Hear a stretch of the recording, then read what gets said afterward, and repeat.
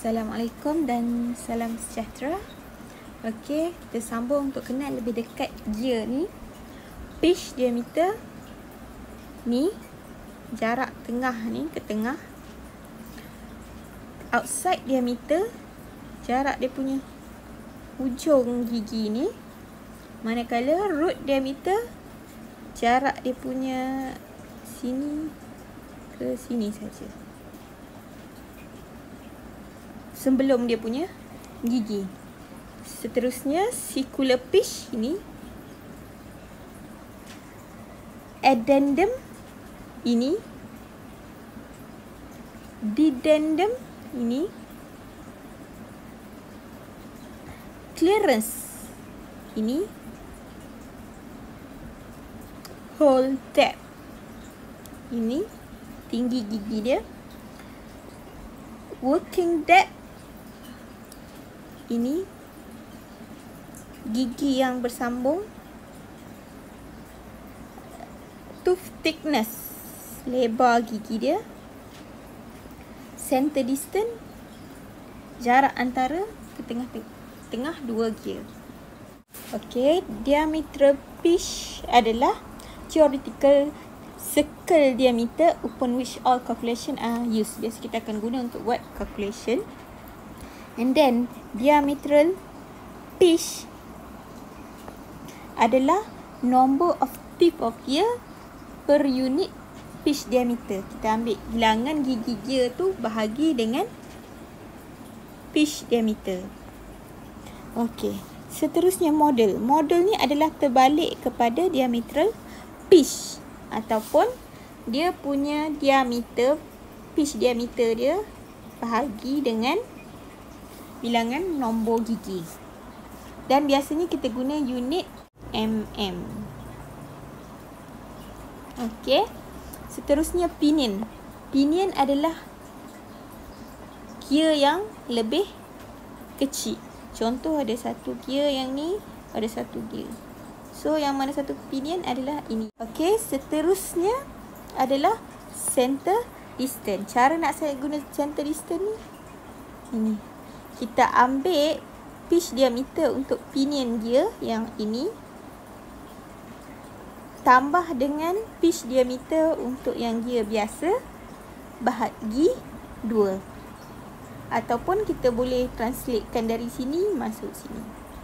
Addendum adalah radial distance between the top and the pitch circle. Contoh ni pitch circle, the top and pitch. Ini adalah addendum. Manakala dedendum adalah daripada pitch distance antara pitch circle dengan the bottom lamp. Sinilah bottom lamp dia. So ini adalah dedendum.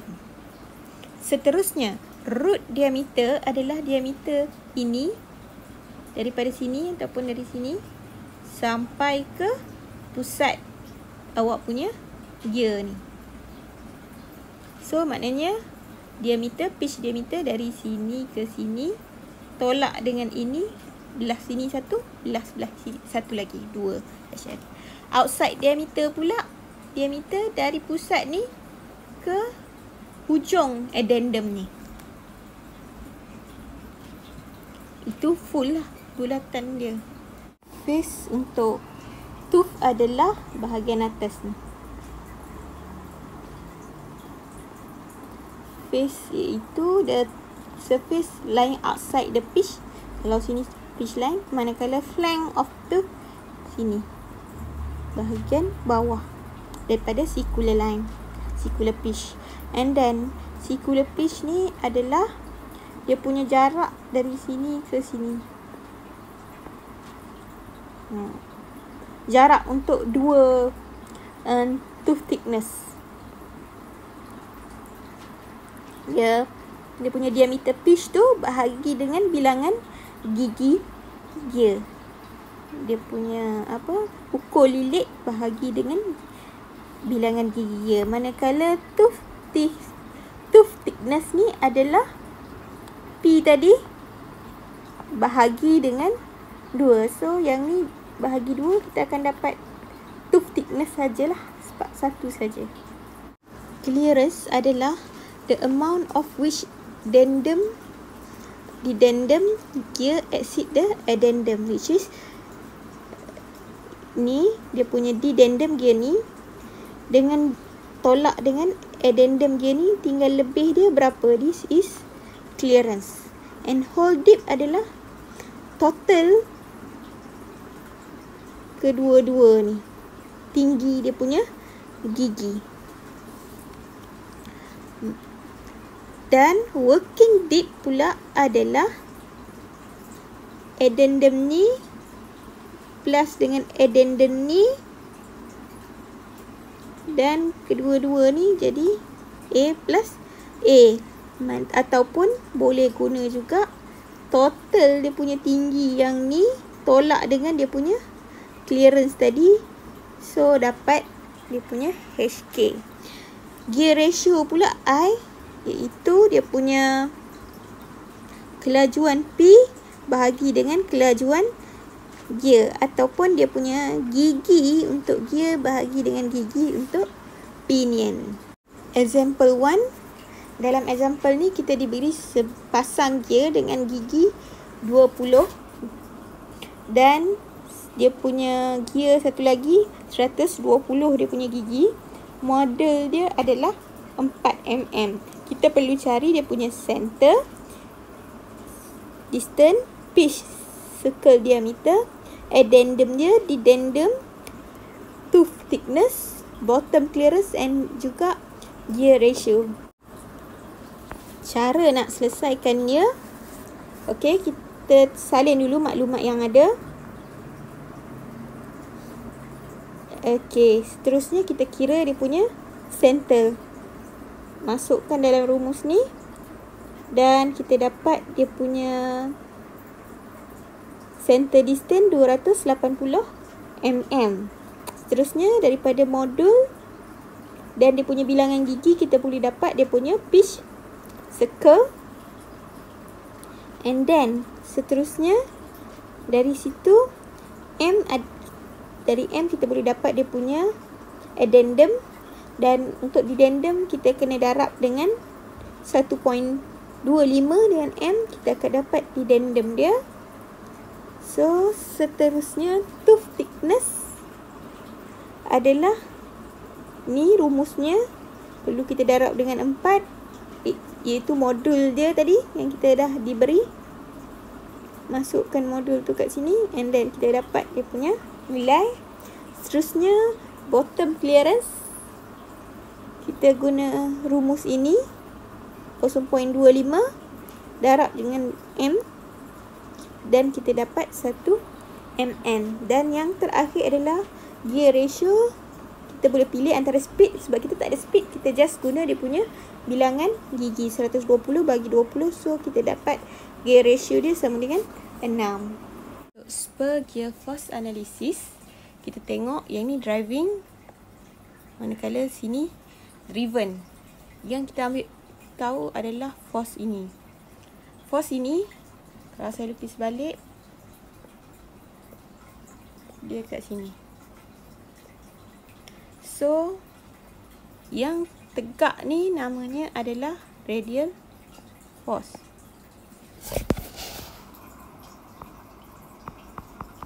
Manakala yang serong ni adalah force tangent. Yang kita ambil kira adalah force tangent, sebab dia ada yang transmit power yang menyebabkan gear ni rotate. Jadi radial load ni kita tak ambil kira sebab kita tak tolak pun, tak bergerak pun dari segi radial. Okey, seterusnya, so untuk dapatkan nilai force, force adalah force tangent ataupun force sama dengan, kita nak ambil force tangent, bawa sini FR over tan alpha sudut ni. Okey, seterusnya kita dapat power. Power sama dengan torque darab dengan omega. Omega ini adalah radian per second. So kita tahu omega kalau nak dapat daripada, jika kita diberi speed of revolution per minute, untuk dapat omega kita guna rumus ini. So force tadi kita tahu ini.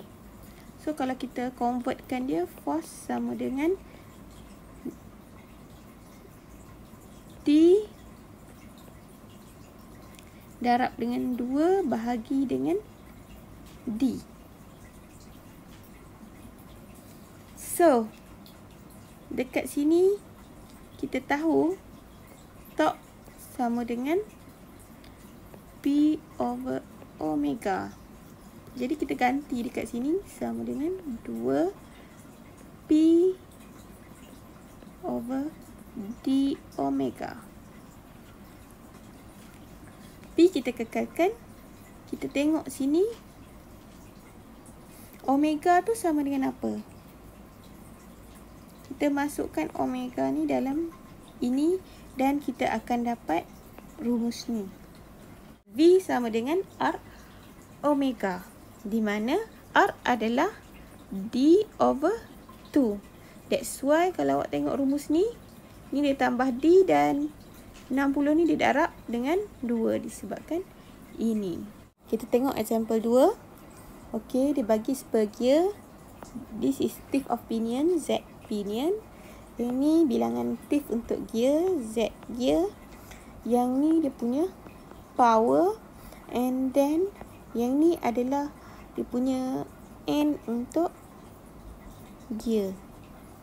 Seterusnya dia punya modul, dan this is dia punya sudut. Okey, kita tengok. Okey, dia dah ada apa yang kita catat tadi. So untuk kira dia punya force, kita ambil kira dia punya power tadi, kita masukkan dia punya nilai N dan dia punya nilai D. Kita dapat, macam mana nak dapat D? Kita dapatkan dulu modul dengan dia punya bilangan gigi. So dari sini kita masukkan dekat D dan kita dapat jawapan untuk force. Seterusnya untuk tangential and radial component, daripada force tadi kita boleh cari radial force. Force tadi adalah force untuk tangent. Radial force adalah force tangent tan dengan alpha sudut tadi. So kita dapat nilai. Cara nak kira velocity ratio N, kita ambil dia punya speed antara angular speed 2 bahagi dengan angular speed 1, ataupun speed of wheel, linear speed. Dia sama je, sebab yang ni bezanya adalah R. So R kita potong, sama je. Seterusnya kita boleh juga ambil dia punya diameter. Tapi kalau guna diameter ataupun bilangan gigi, kita terbalikkan. Yang atas adalah 1, yang bawah adalah 2. Speed reduction ratio, kita untuk mengurangkan dia punya speed. So yang drive dia adalah yang pinion yang kecil ni driver, manakala yang besar punya adalah driving gear. So dari sini akan pusing, membawa kepada pusingan dekat sini. Okey. So bila yang ni kecil, yang ni besar, yang kecil ni pusing 2 kali atau 3 kali, barulah yang besar pusing 1 kali. So dia yang besar ni pusing lebih perlahan berbanding yang kecil. So the speed will be decrease, and bila mana speed decrease, torque akan increase. Seterusnya, the amount of speed is depend on the ratio of the number of teeth. So berapa banyak dia punya berkurang depend pada berapa banyak perbezaan antara gigi kedua-dua gear. So kita tengok, this is speed of pinion, manakala ini adalah speed of gear, bergantung pada bilangan gigi gear dan bilangan gigi pinion.